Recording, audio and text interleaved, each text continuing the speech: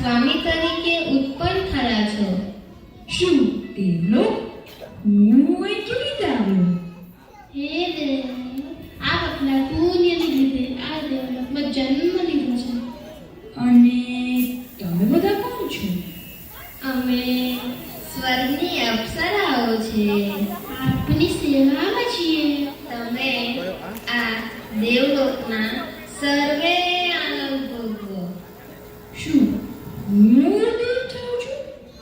આ બધું કેવી રીતે બન્યું? અરે તમે આ શું કરો છો?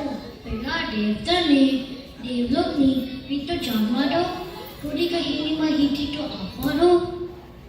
અમે તો નવા દેવના જન્મથી એકદમ ખુશ થઈ ગયા. સ્વર્ગમાં શેની રાહ જોવાની વળી?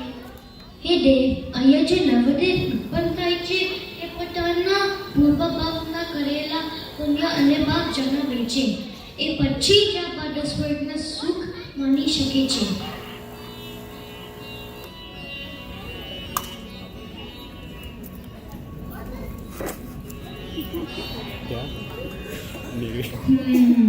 આ બધું શું બોલે છે?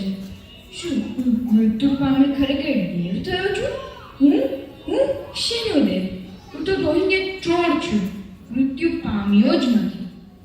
જરૂર આ બધી પહેલા અભયકુમારની ચાલ લાગે છે, પણ ખાતરી કેવી રીતે કરવી? હા, પગમાં કાંટો વાગ્યો હતો તે વખતે જે સાંભળ્યું હતું તે યાદ કર. મહાવીરની વાણી પ્રમાણે જો આ દેવોના ચિહ્નો મળતા આવે તો જ બરાબર જવાબ આપીશ.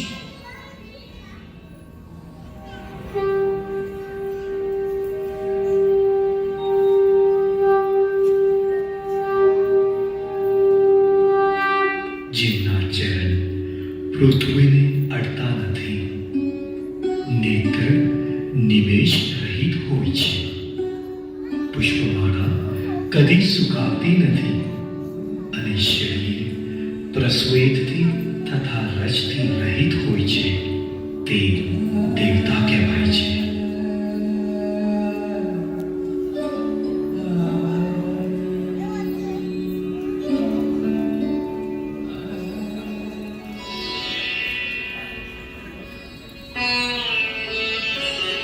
હે દેવ, જલ્દી તમારા પાપ અને પુણ્ય બોલો.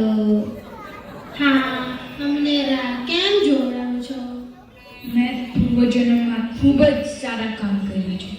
જીન મંદિર બનાવ્યા છે, અષ્ટપ્રકારી પૂજા કરી છે, તીર્થ યાત્રાઓ કરી છે અને સદગુરુની સેવા કરી છે. આ બધા પુણ્યના કામ કર્યા છે. હવે જે પાપના કામ કર્યો હોય તે કહો. સાધુ સંપર્કમાં રહેવાથી ક્યારેય કોઈ ખોટા કામ કે પાપ કર્યા નથી. ક્યારે કઈ જૂઠું બોલ્યો હોય, ચોરી કરી હોય, હિંસા કરી હોય, કઈ કહીને કહો, જલ્દી કહો. મેં ચોરી કે હિંસા ક્યારેય કરી નથી. હંમેશા દાન ધર્મ જ કર્યું છે.